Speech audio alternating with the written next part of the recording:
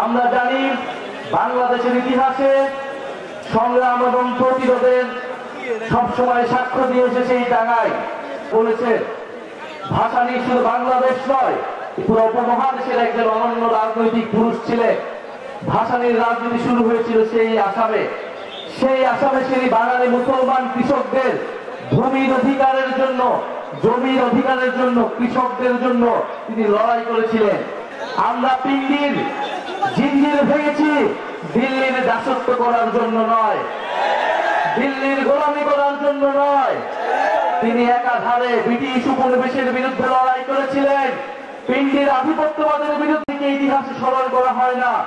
সার্জিস আলম বলেছেন শেরেবাংলা ফজলুল হক, মাওলানা ভাসানীর মতো মহান রাজনৈতিক পুরুষ যারা এই বাংলাদেশের স্থপতি, তাদেরকে দিয়ে এই বাংলাদেশের জাতির পিতা শুধু একজন ব্যক্তিকে ঘোষণা করা হয়েছে, একজন ব্যক্তিকে পূজা করা হয়েছে গত 54 বছর ধরে।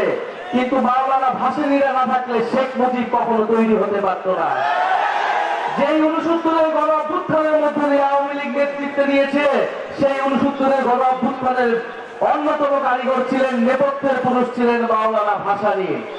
মাওলানা ভাসানী কৃষকদের জন্য লড়াই করেছিলেন, শ্রমিকদের জন্য লড়াই করেছিলেন, গণমানুষের লড়াই করেছিলেন। টাঙ্গাইল শাড়ি নামে কিভাবে ভারতে জিআই প্রোডাক্ট নিতে পারে, এই প্রতিবাদ আমরা কখনো জানিয়েছিলাম। মাত্র 2-3 বছর আগে এই ঘটনা ঘটেছে। কেন ঘটেছে? কারণ আমাদের দেশের সরকার, আমাদের দেশের মানুষ টাঙ্গাইল শাড়িকে, তাঁত শিল্পকে পৃষ্ঠপোষকতা করতে পারে নাই, পুরো বিশ্বের বুকে তুলে ধরতে পারে নাই। আমাদের যে জাতীয় সম্পদ, তার মর্যাদা আমরা দিতে পারি নাই। টাঙ্গাইল শাড়ির জিআই প্রোডাক্টের সত্য কখনোই ভারত নিতে পারে না। অবিলম্বে তা প্রত্যাহার করতে হবে, আমরা এই দাবি জানিয়ে গেলাম। আমরা তাঁত শিল্পকে পুনরুদ্ধার করতে চাই, আমরা কৃষকদেরকে নতুন করে সংগঠিত করতে চাই, কারণ আমরা কি উৎপাদন করি, কিভাবে তা বন্টন হবে এবং কৃষকরা ন্যায্য মূল্য পাবে কিনা, এর উপরে নির্ভর করবে বাংলাদেশের ভবিষ্যৎ।